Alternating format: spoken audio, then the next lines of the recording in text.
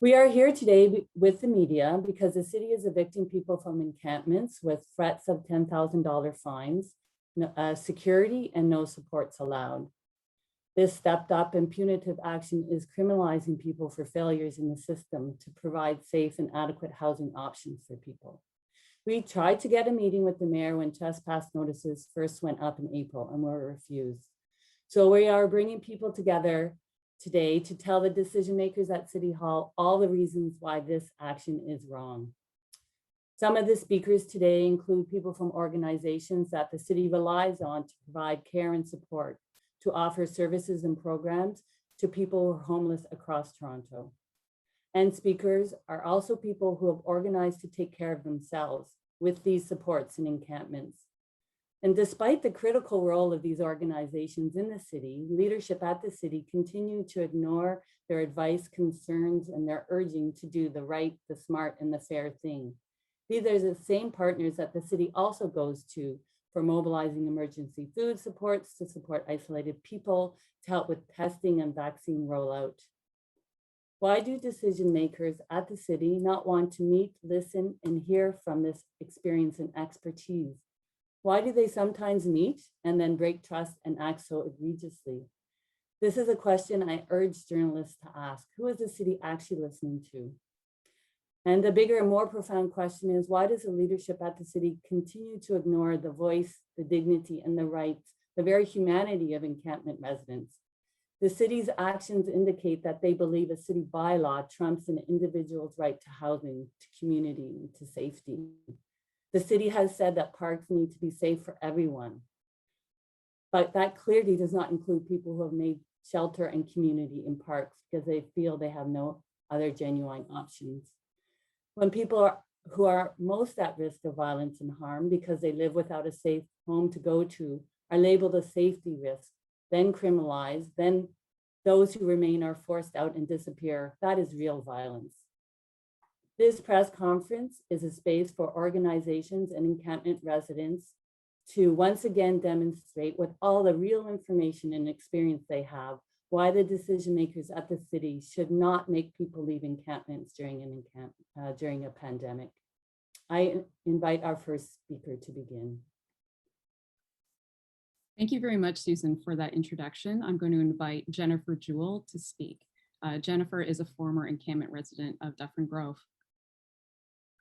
Hi.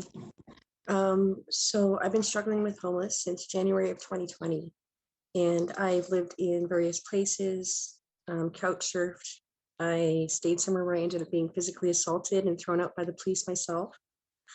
And the third place that I landed after losing my housing was the park. I am immunocompromised, so even without COVID, it is not safe for my health to be in a congregate shelter setting. I spoke to my doctor before moving to the park, Dufferin Grove, and it was the least traumatic aspect of the last year and a half. I was happy there, I was safe, I was getting my needs met.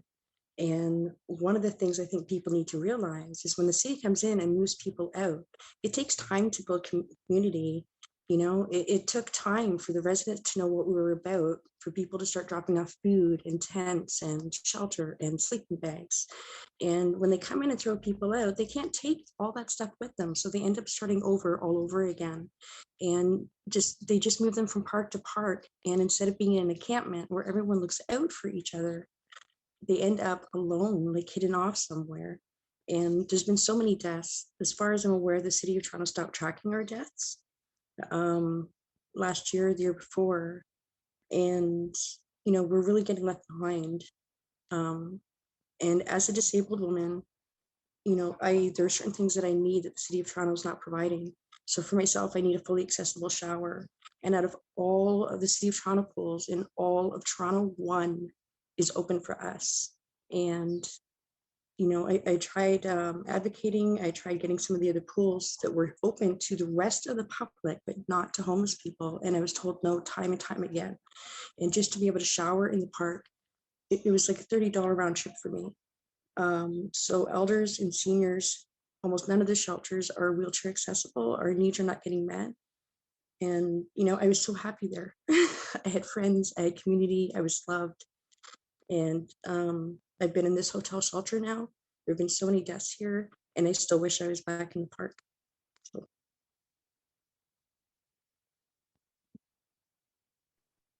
Thank you for speaking, Jennifer. I really appreciate it. Next, we're going to hear from Lorraine Lamb, who's an outreach worker with Sanctuary. Lorraine, please go ahead. On February 7th, Joe Cressy said to CBC that ending chronic homelessness has always been possible.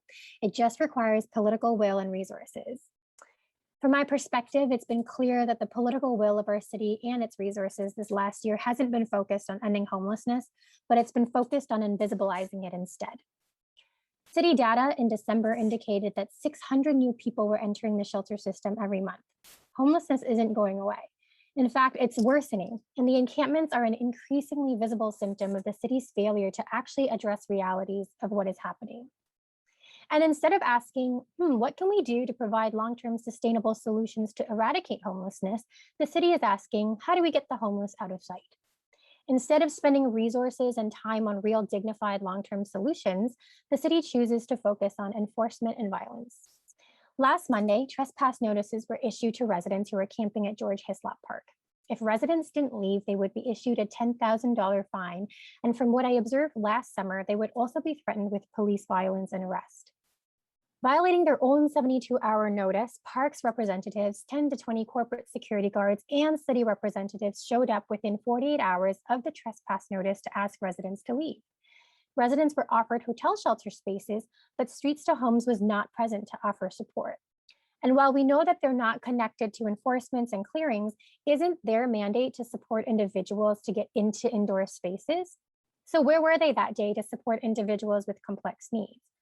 The city seemed to just think that these encampment residents, who had just been forced to take down their homes and pack up their lives into 2 bags, the city seemed to think that they would just hop into a cab without incident and get to a shelter. Without Streets to Homes support that day, I decided to approach the residents, but was swiftly stopped by several security guards. They told me that I was trespassing on city property. And despite indicating my role as an outreach worker with established relationships with those residents, they forbade me from communicating with the residents, threatened to trespass me, and then they put up yellow caution tape around the perimeter like a crime scene. Meanwhile, the city was still fencing off the park even further. Now they say it's for repair, but we know that sodding is euphemism for keep out the homeless. After all, there has been a closed for sodding sign in this park for the last year with no indication of any landscaping work that has been done.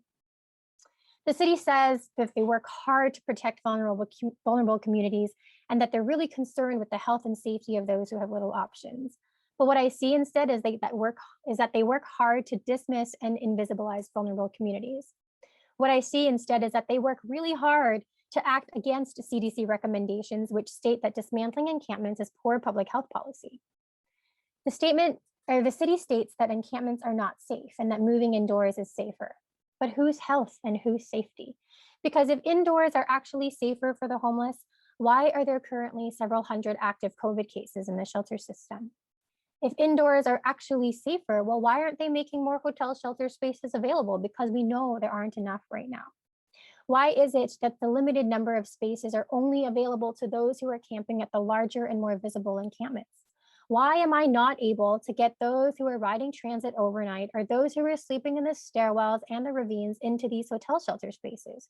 They too are vulnerable and at risk. We know that these hotel spots are reserved for those who are in more visible spaces because the city's priority is not about health and safety, but it's about optics. Sweep the problem under the rug. And maybe that's what the real issue is here. The city sees homeless people as the problem, rather than the problem being homelessness and their inadequate responses by the city. When the fence at George Hislop first went up, a number of us had expressed concerns about the risk of death from overdose. City Parks responded to us and said, that's not our liability. Well, the city doesn't view poor people and homeless people as humans, but they see them as liabilities. John Tory has met with wealthy business owners in our ward, and city councilors have met with condo residents in various neighborhoods to hear their concerns about encampments. Yet they repeatedly refuse to meet with encampment residents, who are also residents and citizens of Toronto and constituents in their wards. The city says we're in this together, but their actions scream otherwise. And so we demand that the city meet with encampment residents in a spirit of collaboration and not coercion. We demand that 2,000 more hotel shelter spaces are opened up immediately to accommodate all of the people who do want to go inside. We demand that the city respect the right to self-determination for those like Jennifer who had felt safer outdoors, and that they stop clearing encampments. And we demand that the city's resources be redirected from violence and coercion to actual affordable housing, expropriation, and long-term dignified solutions in the housing crisis. Let's actually see some political will. Thank you so much, Lorraine. Much appreciated.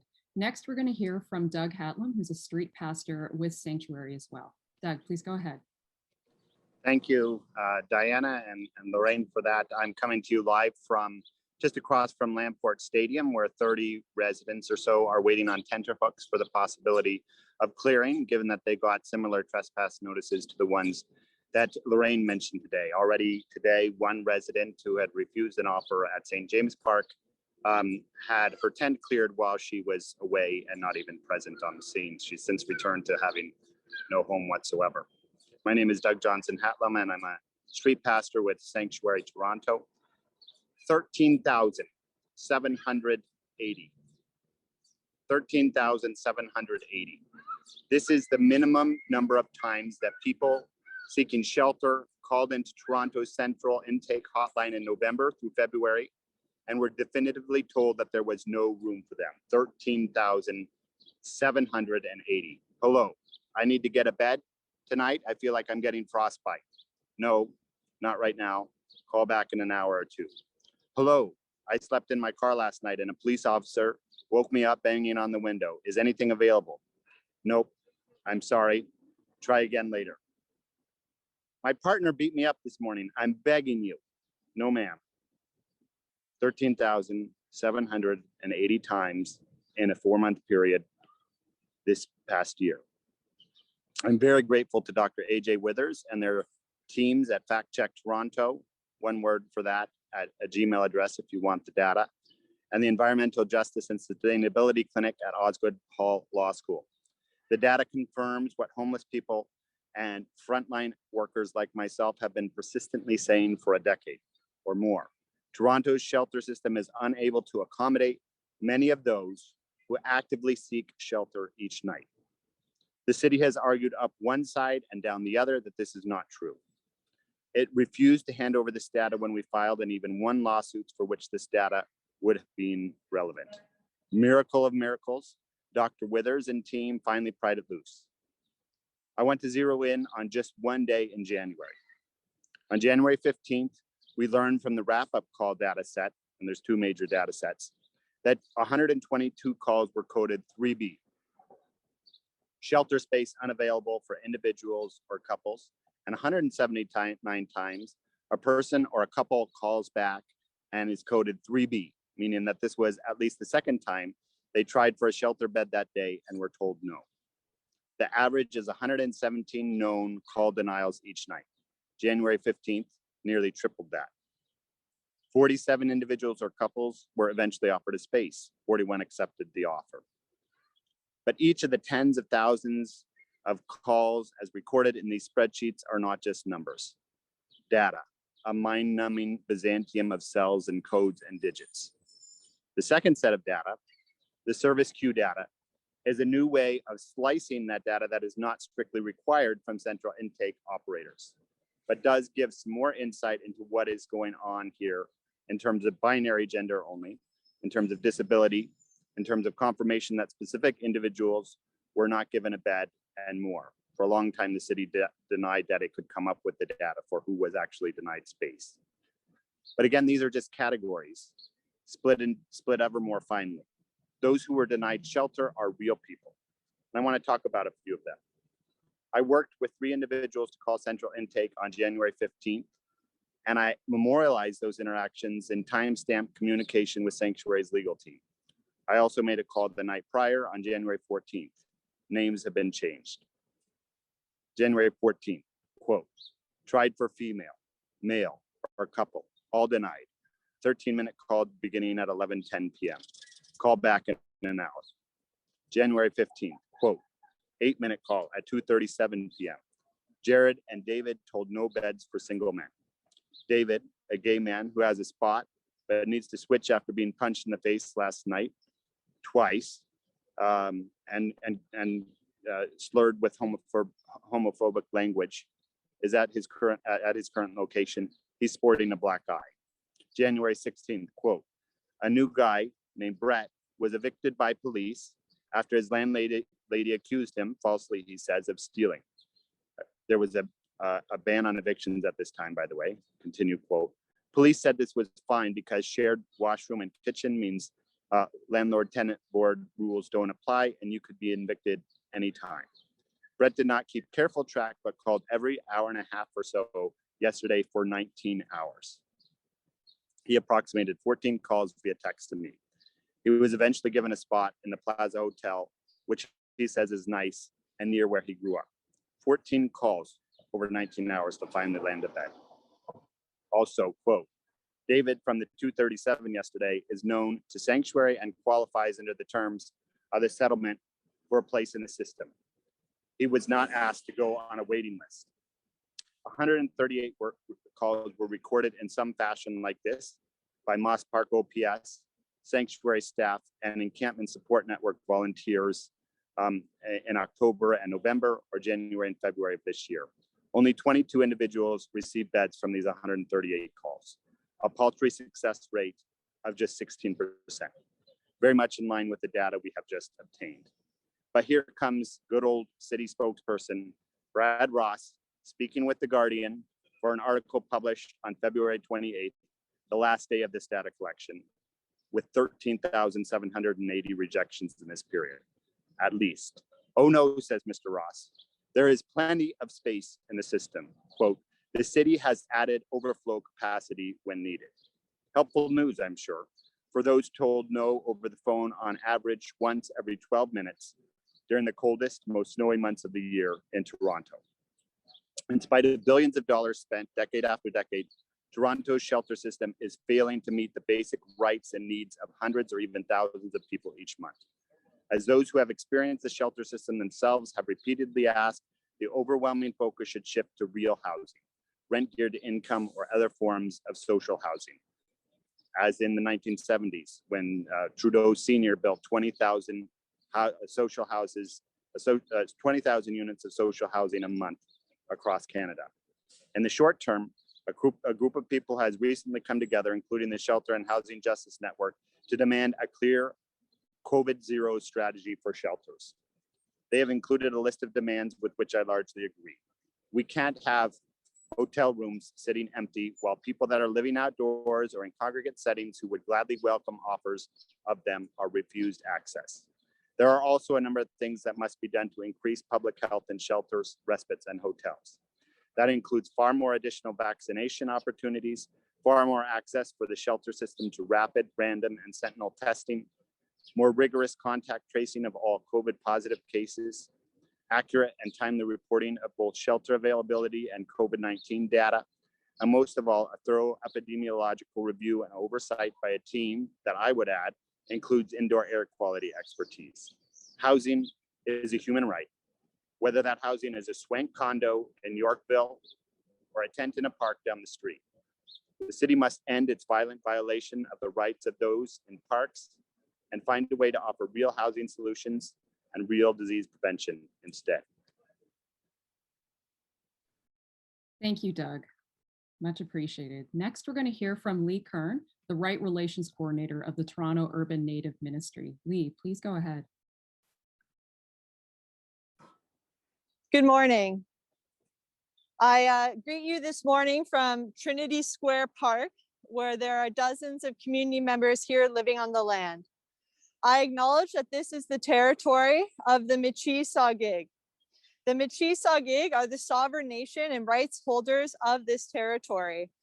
When the European invasion of Turtle Island happened, the Michi-Saagiig stood up for their territory. They stood up for their rights to live, be on the land, as being a human and being free is everyone's right, and no one should have to pay for their own existence or hold property to be considered a valid human being with the right to life and finding shelter for themselves and maintenance just from the land itself.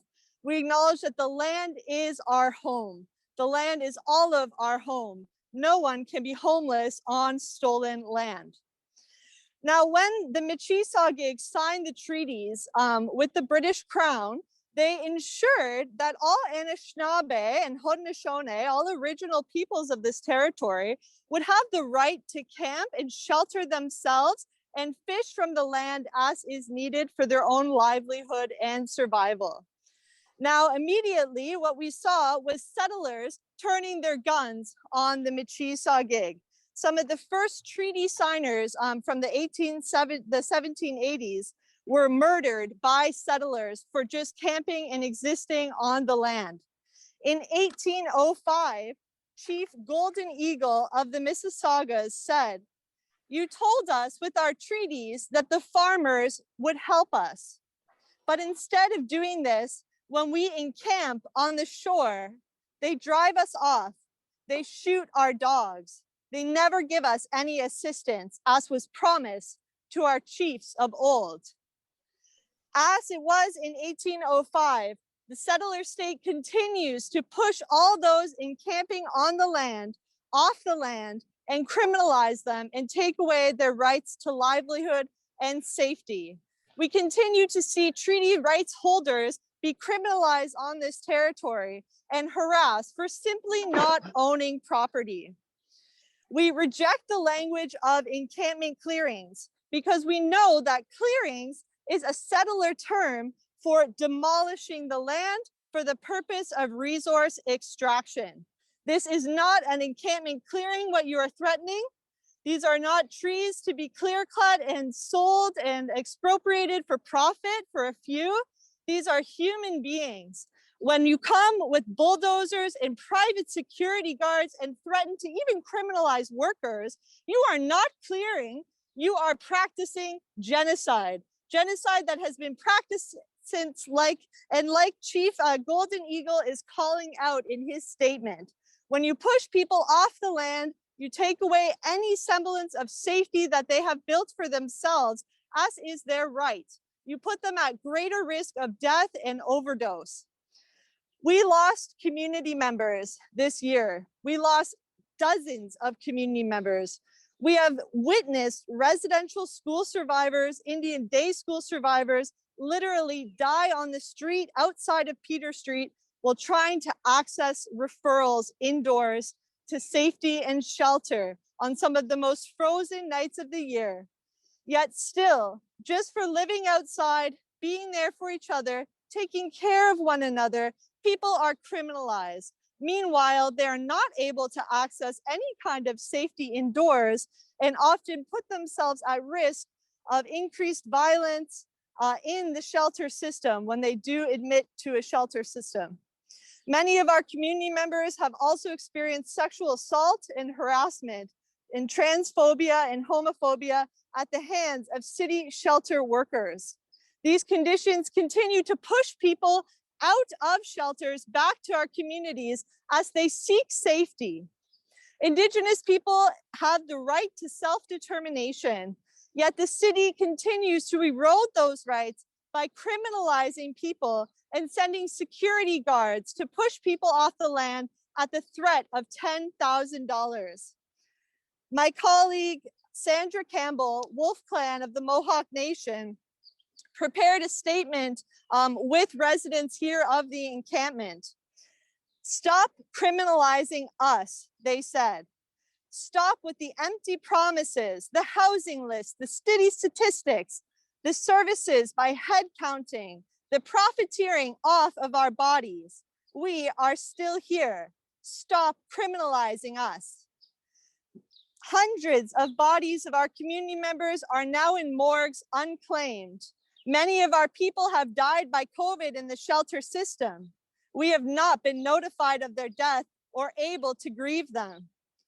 For those of us who used to be in tents, many of us have had our tents slashed by police. We are now sleeping in doorways. We need permanent, geared-to-income housing. Our city workers have been unreliable. Streets to homes have not been by to offer us housing. We feel we are being treated as a number. We are not being treated as human beings. This is, of course, extremely triggering for people, as many residential school survivors were given numbers and not names. Our shelters continue to replicate these institutions, such as our jail system, that continue to re-traumatize people and put them at greater risk of death and overdose. Still, the shelters continue to be crowded and unsafe. These continue to be poor services that do not serve our people. We live in fear of being evicted or being taken off the housing list. I am not a criminal. I am not a number. Yet you tell me to take a number and sit and wait, asking us to die while being bullied and boxed in. We are tired of the police harassment of us living on the land. The police continue to circle our tents, teasing and taunting us at night, shining their lights on our tents for hours at a time, telling us we must come out. We need sleep. Stop criminalizing us. We need respect and kindness, as is the 7 grandfathers' teachings which continue to govern this land. The people of the land have a right to self-determination. Stop shaming us. We are not numbers. Miigwech. Thank you so much, Leigh. Much appreciated. Next, we're going to hear from Tiina Eldridge, who is the Community Engagement Co-Leader of West Neighborhood House's The Meeting Place Drop-In Center. Thank you very much for having me. It's an honor to be among such powerful, strong speakers. My name is Tiina Eldridge. I'm a frontline worker at The Meeting Place. We are the drop-in at Queen and Bathurst, downtown Toronto. When the pandemic began, an increase in people staying in encampments increased drastically. Many folks in encampments don't feel safe staying in shelters. Shelters, first of all, are not the answer. Safe, affordable housing is a basic human right, but there is no housing. There are no shelter beds. Shelters often replicate the same conditions as prison, jail, and other psychiatric institutions, not to mention the amount of outbreaks that have been happening in shelters. So people choose not to stay in shelters. At the start of the pandemic at The Meeting Place, we shifted our services to serve the most vulnerable population, those staying in encampments and those sleeping outside. We have been providing the most basic human needs: washrooms, showers, food, laundry, and social connections. Most of the encampments have been around access to these resources, such as The Meeting Place. The city is attempting to evict encampment residents, pushing them further and further from these very necessary resources. The city's solution is to move people from encampments to shelters. The city is evicting people, forcing them into shelters instead of addressing the housing crisis. People are forced to reduce their belongings into 2 bags, enter into shelters, and are often discharged shortly after because they cannot adhere to the arbitrary rules in the shelter, such as curfews and bed checks. They then have to rebuild their entire lives in a new encampment. The evictions are very traumatic for folks who have histories of institutional trauma, and they need to stop immediately. Until safe, affordable housing can be accessed, people need to be able to choose where they live, and they need the necessary supports to be able to stay in these encampments of their choice. Thank you. Thank you, Tiina. Next, we're going to hear from Laura MacDonald, who is a registered nurse with the Regent Park Community Health Center. Laura, please go ahead. Thank you, Diana, and thank you to all the other speakers who are speaking today. So as you mentioned, I work in a community health center in the downtown East End. A lot of the patients who I work with are folks who have diabetes, hypertension, acute and chronic infectious diseases, mental health issues, substance use problems. And one thing that I can say pretty categorically about all of those diagnoses that I've just mentioned is that trauma and stress and displacement are things that make them worse. To that end, you know, eviction is really harmful to people's health, and that is the message that I really want to express to the city as a healthcare worker. There is ample evidence of this, like decades and decades of research on social determinants of health, and you know, demonstrating that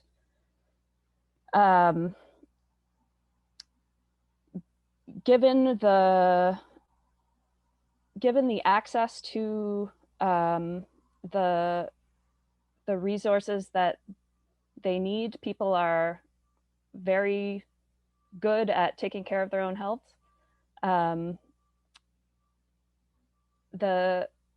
a health perspective, the city is making a really bad call here in trying to evict these encampments. So that is all I'm going to say about that now. Thanks. Thank you, Laura. Next, we're going to hear from Jason Altenberg, who is the CEO of the South Riverdale Community Health Center. Jason, please go ahead. Thanks, Diana. Good to be here with you all today. I am the CEO of South Riverdale Community Health Center. Our services include the Counterfeit Harm Reduction Program, Moss Park and Keepsakes consumption services, as well as safer opioid supply programs. And we have been part of the East Toronto and Downtown East COVID responses. As a health partner whose teams have supported people in encampments and people in the shelter settings, we absolutely equivocally reject forced evictions of the encampment residents on the basis of individual health impacts, human rights, and public health, particularly during this twin public health emergency of COVID-19 and the overdose poisoning crisis. The risk of overdose and exposure to COVID are made many times worse by forcing residents indoors, particularly into crowded spaces, and this is despite exceptional efforts by shelter and hotel providers to prevent both. The most recent data on overdose deaths in our city are very clear. People are dying in greater numbers than at any time in history, and these preventable deaths often occur when people use alone and indoors. Many of these deaths happen when people use drugs alone and indoors. Forcing people out of encampments often increases overdose death and risks of it. Criminalization of all kinds increases the likelihood of all illness and death, and the needs of each individual and community needs to be fully taken into account in our responses. We need and have a responsibility to co-design these responses, and the experiences of mistreatment, racism, and colonization require redress and reconciliation, not repetition. So I just want to I'll leave it with this, and to be clear that for many encampment residents, being forced indoors has led to greater illness, both from COVID and to greater incidence of overdose and death. And I know, and I do want to say this, there have been incredible efforts to mitigate these risks, but our good intentions do not always lead to good outcomes, and we have a responsibility to make sure we do the right thing, regardless of those intentions. Thank you for the time today. Thank you, Jason. Next, we're going to hear from Alexandra Flynn, who's an assistant professor at the UBC Allard School of Law, as well as Estair van Wagner, who is an associate professor with Osgoode Hall Law School at York University. Thank you. Please go ahead. Thank you so much for having us join with all these such powerful speakers today. Residents of encampments are rights holders and tents are homes. Human rights protected under domestic and international law include the right to housing, protection from forced eviction, and the charter protected rights to be treated equally and to live with dignity. As a government, the city has obligations to uphold these rights of encampment residents. And the city has adopted these obligations in many statements and instruments over many years. As a government, it is in fact the city's highest and most important duty to protect and promote the human rights of its residents. Indeed, its legal powers are premised on the fulfillment of these obligations and duties to all residents, whether they are housed or unhoused. We know encampments are a violation of the right to housing. However, the solution to this violation is the provision of safe and adequate housing, not a cycle of coerced eviction. And the forced removal of tents are evictions under international law, no matter what the city chooses to call them. Unfortunately, the city is choosing to emphasize its powers as a property owner over these obligations to the people of Toronto. They claim these powers as owners of public property, meaning encampment residents are trespassers and their homes are encroachments. But this narrow position clearly ignores the primacy of binding legal obligations to respect the rights of residents, including, but not limited to, the right to erect shelter to survive when appropriate and safe alternatives are not available, the distinct rights of Indigenous peoples to be free from violence, coercion, and forced displacement from territory, the right of residents to ongoing meaningful engagement about and support to participate in decisions that affect their lives and well-being, freedom from forced eviction and harassment, and protection of personal belongings and property, and the right to free and informed consent about all housing offers to ensure it meets their individual needs. In our view, this position leaves the city open to a legal challenge on multiple grounds, including Section 7 and Section 15 of the Charter. And contrary to their position, the enforcement of their bylaws against unhoused persons has not been upheld by the courts as constitutionally compliant. And it is a waste of time and scarce resources to continue on this path when they could choose a rights compliant approach that my colleague, Dr. Flynn, will set out. Thank you so much for having us here on this incredibly important event. I'd like to just acknowledge the words that everybody has spoken and the violence that's taking place on city streets right now. As my colleague has mentioned, the city itself has passed all sorts of rules to bind itself about its obligations towards people living in tent encampments and all people in the city. Now, legal rights are not simply the text that's written in a bylaw or a constitution or an instrument. Legal rights also exist in everyday government practices, and they exist in the way that the government chooses to conduct its relationships. So when a Streets to Home staff member comes to a city park to talk to a resident in an encampment, that is about law too. And under the City of Toronto's Housing Charter, housing is a fundamental human right recognized in international law.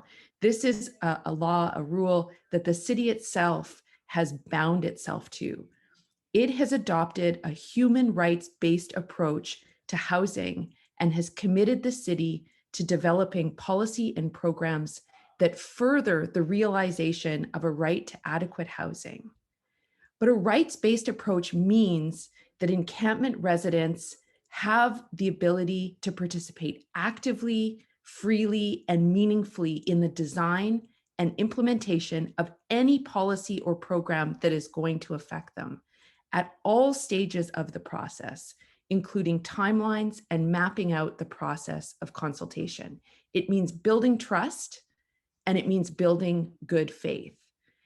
This is required in the city's own rules that it has passed for itself, and the bare minimum of these rules are adequate notice, that residents will have the ability to know and be given time to decide what is going to come next for them, to not come home, as some people have mentioned, and find their home, their tent, ripped down and their belongings seized. That is a violation of a human rights-based approach to housing. It is a violation of international law, and it is a violation of the city's own bylaws. And beyond the text of the law, beyond what arguments somebody would bring to court, there are really good reasons for the city to engage in this way because it works. Without meaningfully involving residents in decisions related to encampments, understanding their challenges and getting input on how to move forward, the city cannot move forward. These relationships and effective participation lead to better, long-lasting solutions. So residents under the law must be given information, resources, and opportunities to directly affect the decisions that they are being forced to make. And during COVID, this is even more pronounced, given the high rate of COVID cases in shelters. So in conclusion, the city must act within the laws that it has committed for itself or that it's bound by, including provincial law, the right to housing, the United Nations Declaration on the Rights of Indigenous People, and the Charter of Rights and Freedoms. Meaningful engagement is fundamental to a human rights approach and applies to all residents of the Toronto community, including those that are living in tent encampments. Thank you very much, Estair and Alexandra. Next, we're going to hear from Victor Willis, who's the Executive Director of the Parkdale Activity Recreation Center. Victor, please go ahead. Thank you, Diana, and thank you to all of the amazing speakers who have made, I think, a very compelling argument. They've talked about the rights. They've talked about the lack of shelter beds at any given night. They've talked about the criminalization of people who are trying to survive in encampments. They've talked about the right to the land with treaties and other promises that we've made.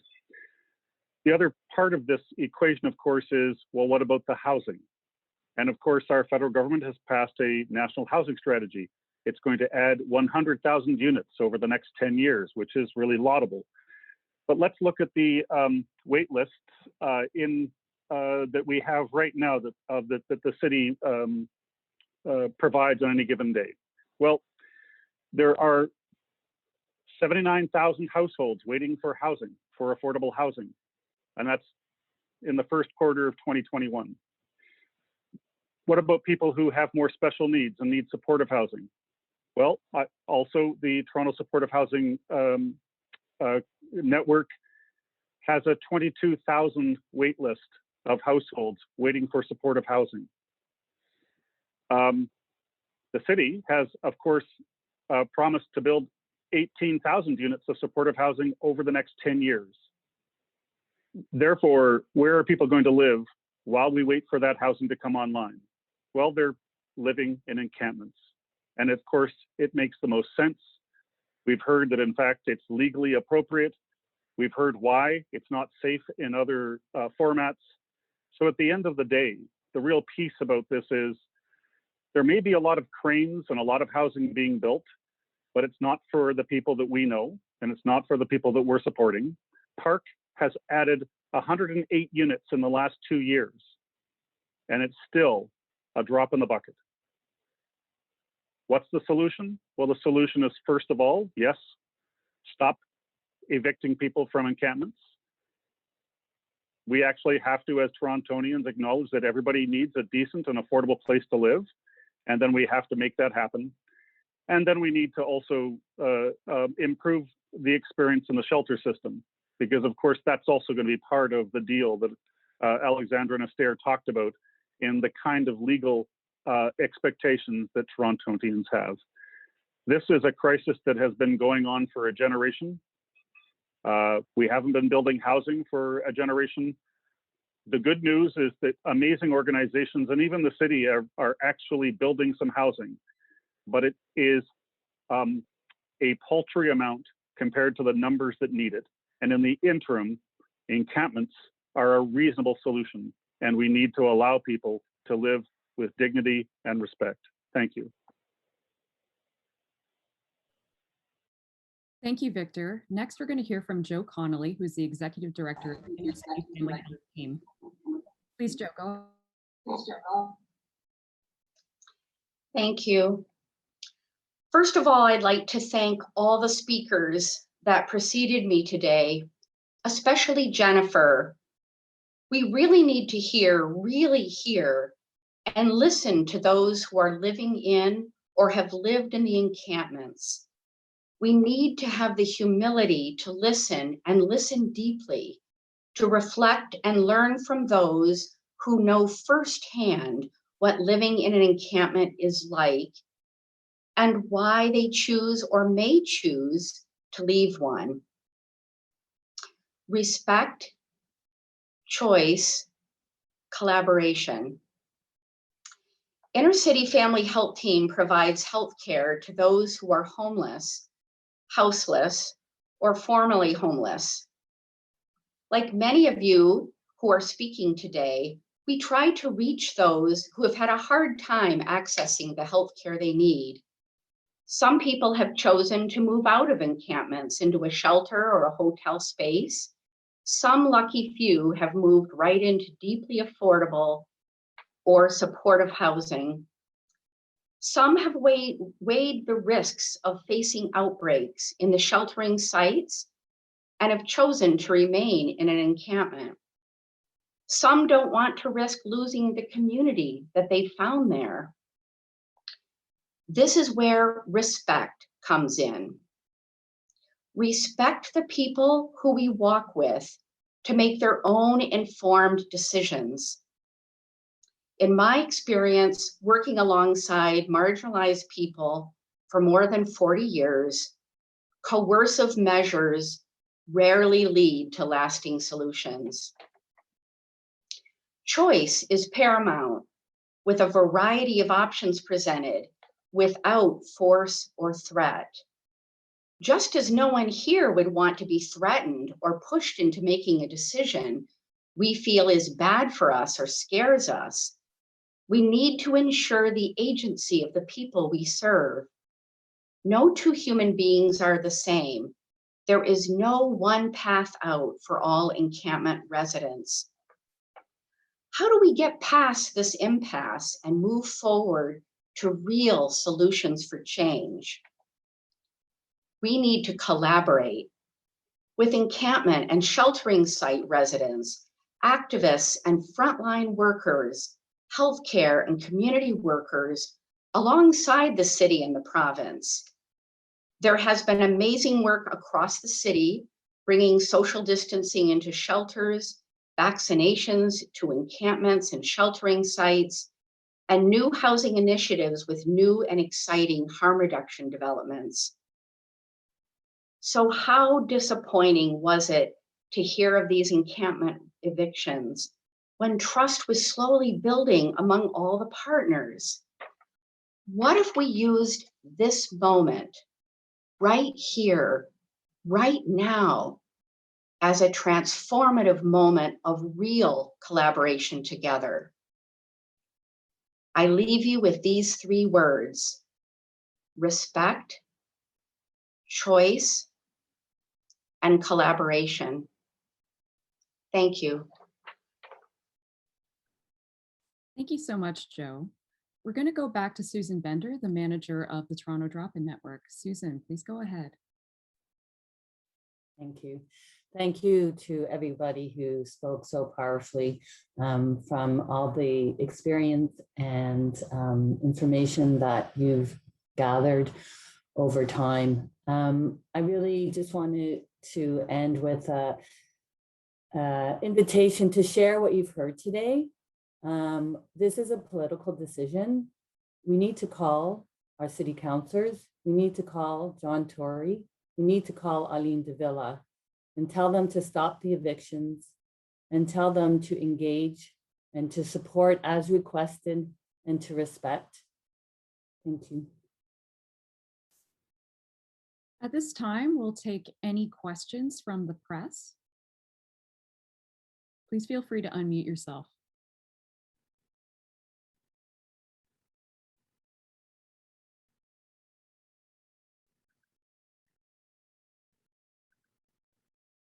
Okay, doesn't seem that we have any press. If there are any final comments that anyone would like to make, please feel free. I would like to actually. Again, I'm Jennifer. So when I first came to the shelter hotel and they did my check-in, they do not ask if you have any medical conditions physically or if you need your needs met. They do not ask if you're suffering from depression or any other mental health illnesses, including suicidal ideation. They do not ask if you have any allergies, fatal or non-fatal. They don't ask if you were using what you're using or if you need mental health supports. They don't ask for your doctor's information. They don't ask for your next of kin. And 2 people that I am aware of have died here in the last week, one of whom I'm beside her room, and she was another disabled person in this building, and they treated her terribly. Every week or 2, they would gather up all her stuff in bags and toss her out onto the street. And sometimes it would be for the night, and then they would let her back in. And, you know, I witnessed the cops physically dragging her by the arm in her chair down the hallway to kick her out. And I was here when she died. And I can't know for sure because they don't tell us. But I think the only reason the ambulance came is because I was the one who phoned it. They didn't call for help and they took way too long with her. And we're losing almost a person a week here to overdose. And, you know, in the park, it was a completely different environment. People could use together. People weren't isolated. You know, we had access to like the air and the sun and you know, like the trees and the green. And in spite of the media saying and the city saying how many residents are against us, we had so much, like, we saw so much kindness and love and support from them. And in all of the parks that have gone to since, it has been the same. There's such an outpouring of love and support from the residents around these parks. And the city of Toronto is misrepresenting the situation on the ground every single step of the way. Thank you. Thank you for that, Jennifer. And, you know, I've read, you know, some of what you posted about Bridget, and it's unconscionable. So thank you for bringing that to light as well. Are there any final comments before we conclude? No? Well, I want to thank everybody today for your participation and for your powerful, powerful words. It's an honor to be able to host this press conference and to have such a wealth of experience and information, expertise, and perspectives brought to the table and to the public, because people need to know what you know. We need to see another perspective that isn't simply the city's perspective. And so I want to thank you for that. And on that note, we will conclude and hope you have a wonderful day.